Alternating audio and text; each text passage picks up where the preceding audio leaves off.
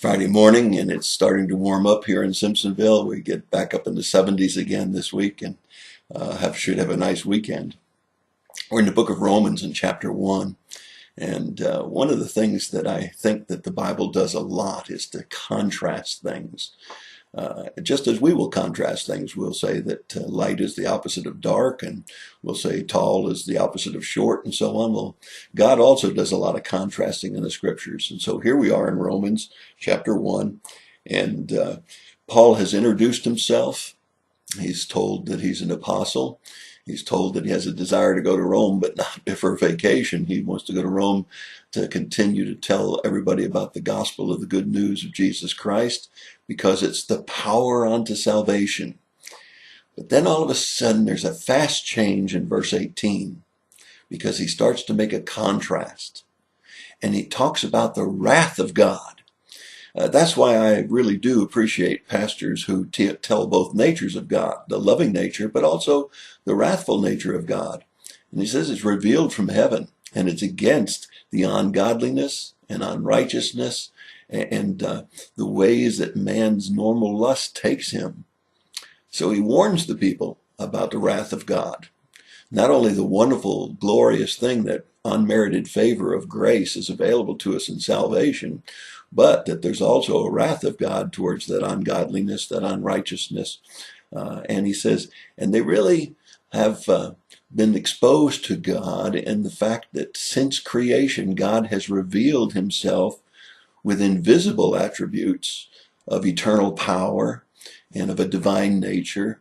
And Paul goes so far as to say, because God has revealed himself from heaven in so many ways in nature and creation, he says that man is without excuse.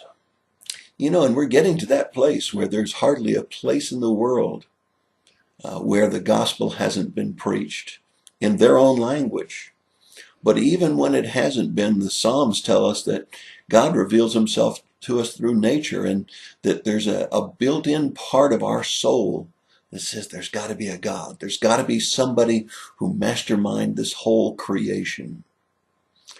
And in verse 21, he says, they knew God, but did not honor God. They did not give thanks to him. They followed after futile speculations, and foolish hearts were darkened. Man loves darkness. He loves the lust of the mind, the lust of the flesh, and the pride of life. And it says, and I think this is particularly true in today's day, in verse 22, it says, they profess to be wise, but they became fools. I've been watching the advertisements for Cosmos, this new series where they say, we're taking you back so many billions of years. Well, how can they take us back so many billions of years? There's no recorded history back billions of years. It's divine speculation, except it's not divine. It's just plain speculation. And so they profess to be wise. Oh, those scientists are so proud of themselves because they think they're so wise. But listen to what Paul says. But they became fools. And in verse 23, he goes on and says, and exchanged the glory of the incorruptible God. Now here's that contrast again. They exchanged the incorruptible glory of God for corruptible man, birds, four-footed animals, and creeping and crawling things.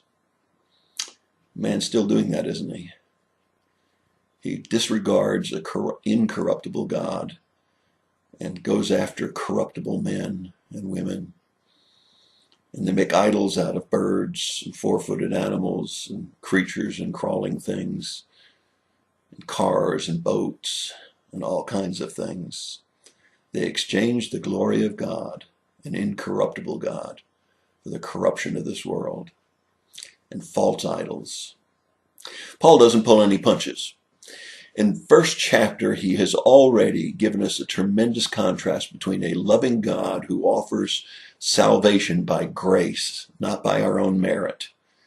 And then he contrasts that with the wrath of God, which will be revealed from heaven. Believe me, there's a day coming when everybody will know the truth, that there is a God and that he'll not be patient forever. So don't exchange the corruptible man, the idols of this world, for an incorruptible God. That's your thought for the day. God bless you and have a wonderful day.